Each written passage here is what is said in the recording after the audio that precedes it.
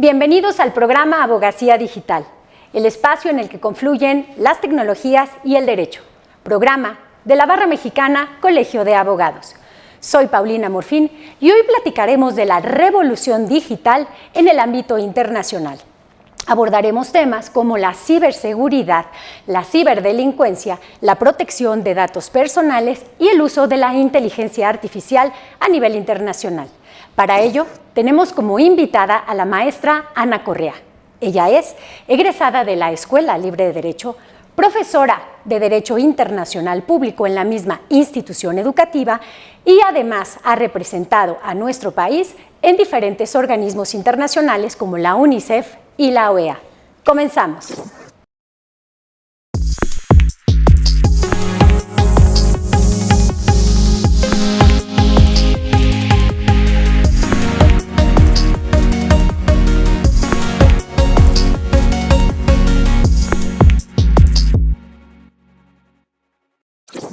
La informática, entendida como el medio a través del cual se llevan a cabo diferentes procesos para automatizar información, tiene grandes impactos en nuestra vida cotidiana, particularmente en lo que se refiere a la privacidad y a la dignidad de las personas, por lo que el Estado tiene que intervenir en su aplicación.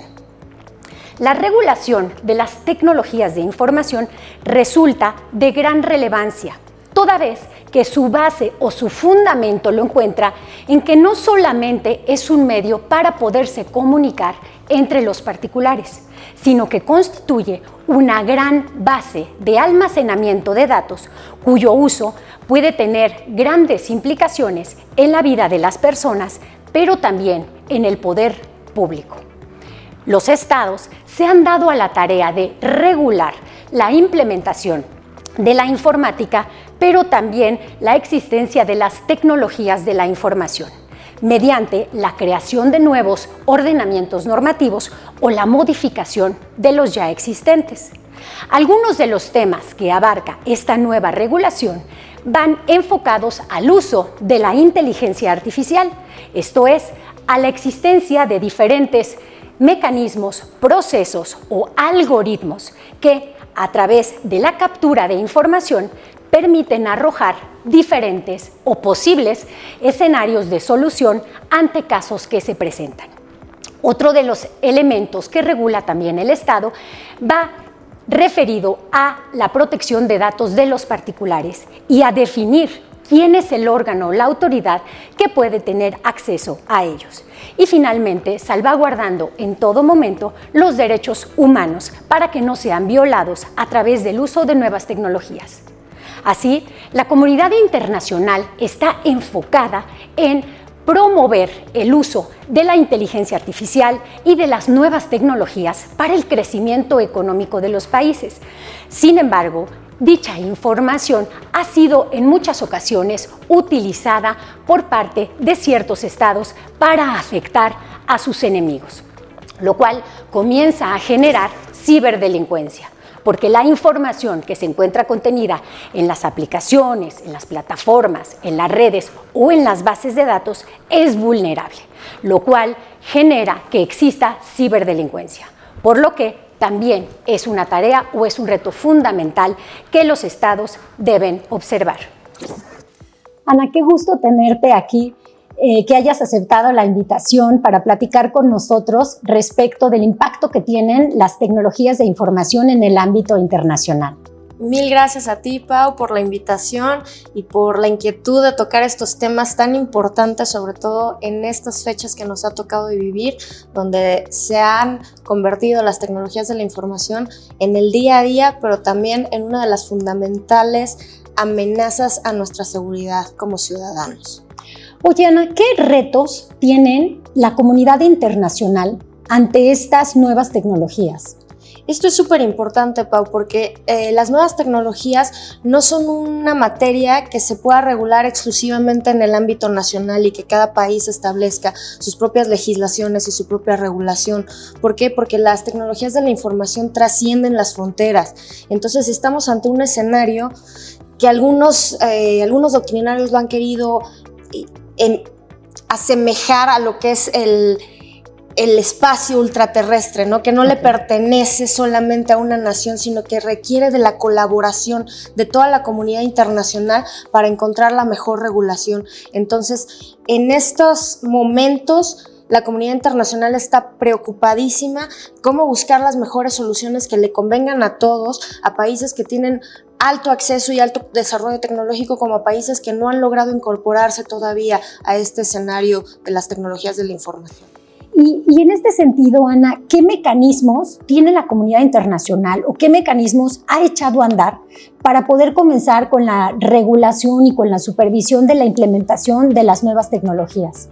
Sí, Pau, ha comenzado desde finales de los 90, se han realizado diversas cumbres, foros, etcétera, con invitación a expertos, principalmente de organizaciones no gubernamentales y de empresas transnacionales, para desarrollar cuáles son las mejores prácticas de regular estas nuevas tecnologías de la información. Actualmente, en noviembre de 2020, la Asamblea General de Naciones Unidas lanzó un grupo de trabajo que está abierto hasta 2025 para que lleguen a las mejores conclusiones y las puedan someter a este órgano decisorio de Naciones Unidas. Entonces es un trabajo que ha sido constante, de mucha consulta, de mucha invitación a expertos, y sigue abierto el foro, todavía está en discusión este tema. Y digamos, los temas que tocan, me imagino que van vinculados mucho con el tema de violación a los derechos humanos, digamos, de evitar violaciones a los derechos humanos y de fortalecer cuestiones de ciberseguridad. ¿Qué opinión te merece al respecto? Sí, por supuesto. Bueno, esto nos pone a reexaminar todo lo que es los derechos humanos en la era tecnológica, porque número uno, determinar si estamos frente a un nuevo derecho humano a la interconexión, que para algunas personas es necesario y el Estado no podría prohibirlo o no podría poner obstáculos a esto, pues estaría en violación a un derecho humano. Entonces, esta discusión si la interconexión, si el acceso a redes, si el acceso a información es un derecho humano o no lo es. Pero además de eso, los derechos humanos, tanto de primera o segunda generación, también se ven impactados por estas nuevas tecnologías. Por ejemplo, el derecho a la libertad de expresión, que siempre ha existido, pero ¿hasta dónde puede ser limitado por una empresa transnacional que no es un organismo internacional, que no es un gobierno? ¿Hasta dónde pueden decir esto lo puedes decir o esto no lo puedes decir? Y también datos personales, por ejemplo. Por supuesto. ¿Qué nuestra información, la tuya y la mía, están ahorita en China, en Singapur, por todos lados, porque cada que nos conectamos a acceder a algún servicio financiero o a alguna compra en internet, tenemos que poner nuestros datos. Entonces, ¿cómo se protege esa intimidad, ese derecho a la privacidad? Pues existen diversos estándares, ¿no? Los más altos en la Unión Europea actualmente con la GDPR, General Directive for Data Protection, pero también en otros países estamos empezando a buscar uniformar los estándares de protección de datos, ¿no? Para que nuestra información esté protegida y podamos estar más tranquilos de navegar en este mundo cibernético.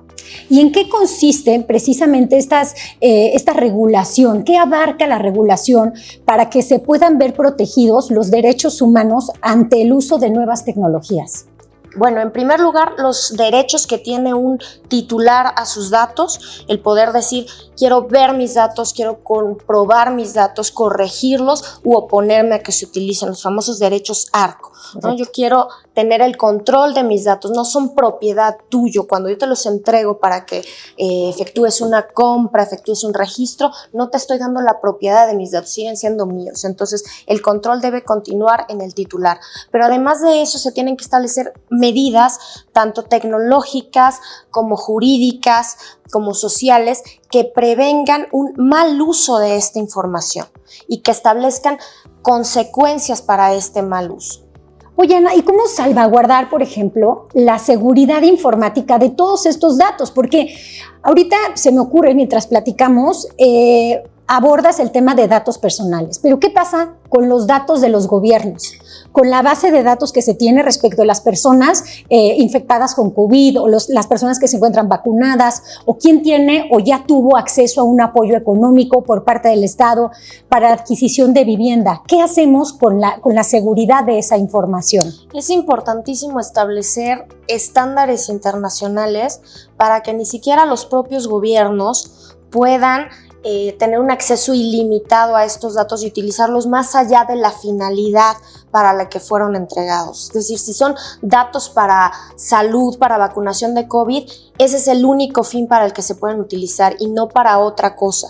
Entonces, estos estándares están en construcción, se siguen consultando para que los estados inicialmente voluntariamente se adhieran a los mismos, pero en algún momento se busca que existan convenciones internacionales en las que sea un compromiso del Estado el tener una completa rendición de cuentas hacia el ciudadano sobre sus datos personales. Híjole, está muy bien porque en realidad nos podemos sentir mucho más cómodos y mucho más tranquilos de estar operando con plataformas tecnológicas, pero también de que los datos e información que compartimos al Estado o que el propio Estado, derivado de sus actividades, recaba, pues están seguras y están protegidas de que otro gobierno u otra soberanía no pueda tener acceso a ello.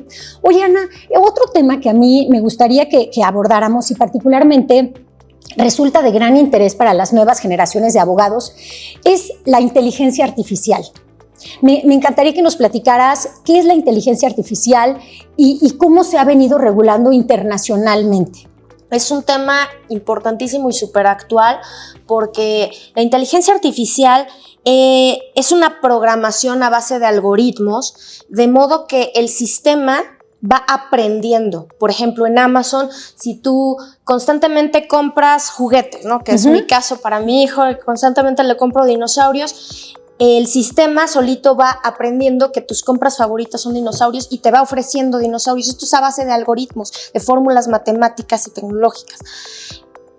Este es un uso muy sencillo de la inteligencia artificial, pero ¿qué pasa cuando a esta inteligencia artificial se le dan atribuciones o se le dan usos militares? Imaginemos drones que tienen capturados los biométricos de alguna persona en un estado al otro lado del mundo y tienen capturados los biométricos de esta persona y el dron, sin que nadie lo opere, puede buscar a esta persona y ejecutar. Entonces, estamos en presencia de un uso militar sin responsabilidad humana. ¿Quién va a ser responsable de que ese dron pueda llevar a cabo un error o un mal uso de armamento prohibido, etcétera, cuando no hay un ser humano que se pueda ligar a la operación de ese dron, sino simplemente algoritmos? Qué impresión, porque ¿cómo regulas lo que una computadora puede o no puede decidir, ¿no? Porque, como dices tú, es información que a través de un dron puedes capturar, está en una base de datos y tú puedes programar con base en la inteligencia artificial que decida acorde a lo que tú le pidas. Exactamente. Entonces, qué complejo, digamos, el reto que tiene la comunidad internacional de empezar a regular esto. Exactamente, porque aún con los mejores algoritmos nunca están exentos del error. Entonces, si le damos un uso militar al grado de poder disparar misiles con base en solamente inteligencia artificial, que el propio algoritmo considere cuando está siendo atacado o no estamos seguros de que siempre va a funcionar así. Entonces, el riesgo es altísimo y urge que exista mucha más cooperación de los estados para tratar de regular esto. Actualmente existe el Convenio de Budapest a nivel europeo, pero está abierto a la firma de estados de otras circunscripciones, que ayuda a regular la ciberdelincuencia. O sea, lo que busca es la cooperación internacional para evitar todo tipo de acciones de ciberdelincuencia, que desde una computadora en Singapur no se pueda hackear un sistema en Estados Unidos, en Argentina, porque también estos ya pueden ser considerados ataques contra la paz y seguridad. Entonces abarca la mayoría de las actividades, digamos, que contienen datos que puedan ser procesados a través de alguna plataforma tecnológica, no solamente información, digamos, personal que tienes tú respecto de tus características, respecto de la actividad que llevas a cabo, sino a lo mejor antecedentes que tengas, antecedentes penales o antecedentes de compras o antecedentes de juicios. Es todo un tema. Toda tu vida está expuesta y hay que saber hasta dónde se puede llegar con esto, porque muchas veces se vulnera el derecho a la intimidad de las personas con esto. Oye, Ana, ¿y qué pasa con estos nuevos modelos que está siguiendo la comunidad internacional para que se tome como parte de las tareas del Poder Judicial el hecho de que se implemente un esquema a través de inteligencia artificial para poder resolver ciertos casos de conflicto que se presentan? Esto está interesantísimo porque mucha gente dice que los jueces y los abogados se van a quedar sin trabajo con esta inteligencia artificial. Yo no creo que sea para tanto, pero sí que van a auxiliar a la función judicial, porque a través de los algoritmos se le puede ir enseñando al sistema a ir determinando cuándo se desecha un amparo, cuándo se admite algo para efectos, etc. Entonces, se le hacen leer muchísimas sentencias al sistema y va aprendiendo, y entonces es capaz, por ejemplo, de recibir algo y decir, no, este se desecha de manera inmediata. Yo creo que todavía no estamos en el punto donde va a sustituir al juez y donde va a resolver sobre el fondo, pero sí creo que va a aligerar muchísimo la carga judicial. Entonces, pues estemos a la expectativa de cómo esto va a ir permeando en nuestra labor del día a día, ¿no? También dicen que la labor del notario también se va a volver una labor de inteligencia artificial al 100%, simplemente se le van a alimentar los datos a un sistema y nos va a arrojar contratos de compraventa, poderes perfectamente realizados y con base en la experiencia anterior de muchísimas escrituras, ¿no? Entonces, bueno, pues es un reto para nosotros como profesión el decir, voy a tomar lo que me sirva de esto, pero no voy a permitir que me sustituya. Claro, además, ¿qué caso ha llegado a un abogado que puedas resolver, digamos, con un machote o con un formato que encuentres respecto de un contrato de compraventa o un contrato de transacción, cuando la sal y pimienta del día a día hace que el abogado sea el que tenga que echar a andar su creatividad para precisamente hacer modelos adecuados que permitan resolver las necesidades del cliente, ¿no? Pero internacionalmente pues resulta muy interesante que ya haya pues países que estén implementando estos modelos, aunque como bien lo señalas, pues en México apenas vamos avanzando con este tema. Oye, Ana, ¿cuáles serían los siguientes pasos que debería de adoptar la comunidad internacional en materia de nuevas tecnologías?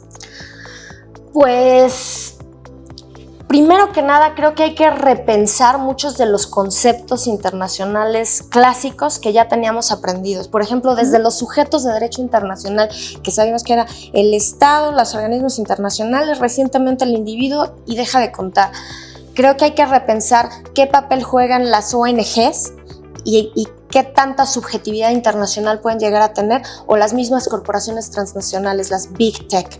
Entonces, desde ahí, desde volver a diseñar el esquema de sujetos internacionales, diseñar estos esquemas de dominio público, como lo es el espacio ultraterrestre, como lo es mar abierto, el alta mar, que no pertenecen a una soberanía particular, porque las fronteras físicas empiezan a dejar de existir ante esta globalización de las tecnologías. Entonces, buscar una nueva forma de encontrar un dominio internacional sin vulnerar las soberanías. Yo creo que ahí está el reto de la comunidad internacional. Y qué complejo, porque como bien lo señalas antes, pues las fronteras eran prácticamente físicas, ¿no? Las veías.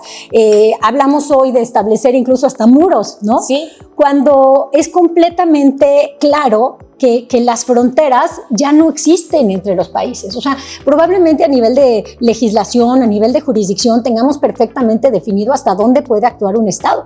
Pero en ejemplos como la Unión Europea, pues ya te das cuenta que prácticamente vas caminando de un lado a otro y en una misma plaza puedes estar en un país y en automático en otro. Entonces, algo tiene que hacer la comunidad internacional porque lo mismo pasa con las tecnologías. Exactamente, con la transacción de comercio ya no puede ser hecha entre un chino, un mexicano en una red soviética y hacerse físicamente en Eslovaquia.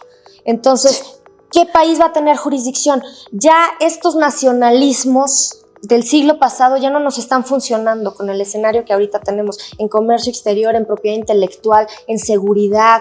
Entonces hay que repensarlo, hay que repensar el derecho internacional desde los conceptos básicos, desde el concepto de soberanía hasta dónde llega los sujetos a los que se les puede dar cierta personalidad jurídica internacional para que actúen ante tribunales internacionales.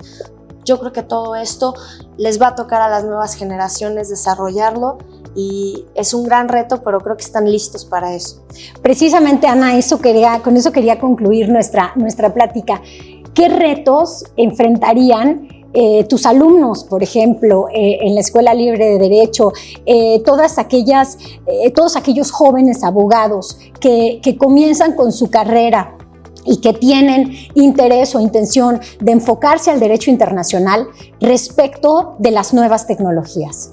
Yo creo que están en el mejor momento porque ellos nacieron con estas tecnologías, entonces jugaron con ellas desde chiquitos, se vieron inmiscuidas en sus vidas sin darse cuenta, se educaron con ellas, entonces tienen esta proclividad a conocerlas, a buscarlas, a investigar de ellas, a utilizarlas como herramientas del conocimiento. Me encantan las nuevas generaciones porque te pueden hacer un TikTok sobre derecho mercantil. Entonces, ya las utilizan para divertirse, para aprender. Ahora su reto va a ser utilizarlas en su día a día jurídico y aprender a ver estos problemas que van a caer en su mesa y buscar una solución fuera de la caja, porque al día de hoy no tenemos soluciones pensadas que puedan sacar un libro y decir, esto es lo que voy a hacer. No existen, se están desarrollando conforme vamos avanzando. Entonces, ellos van a tener que pensar fuera de la caja y dar soluciones a estos problemas que se van gestando. Pero creo que tienen todas las herramientas. Entonces la creatividad, digamos, claro, será el límite. ¿Hasta dónde puedes llegar? Dependiendo cuánto puedes imaginar. Exactamente. Ay, Ana, pues muchísimas gracias por habernos acompañado. La verdad, como siempre, disfruto mucho la plática contigo. Me encanta la forma sencilla en la que explicas todos los temas y particularmente estos tan complejos que tienen que ver con el involucramiento y la participación de los países en las tecnologías de la información. Mil gracias a ti, Pau. Estoy muy contenta de que me hayas invitado y te felicito muchísimo por estas iniciativas que de verdad nos acercan al derecho y nos permiten verlo desde una manera cercana. Me encanta, me encanta. Muchas gracias. A ti. Como pudimos observar, la comunidad internacional está actualmente enfocada en regular la implementación de las tecnologías de la información, pero en todo caso, salvaguardando los derechos humanos, no solamente de las personas que habitan en su territorio, sino también de la comunidad internacional en su conjunto. Muchas gracias por habernos acompañado a su programa de Abogacía Digital y no se olviden de seguirnos en nuestras redes sociales como BMA TV MX. Hasta la próxima.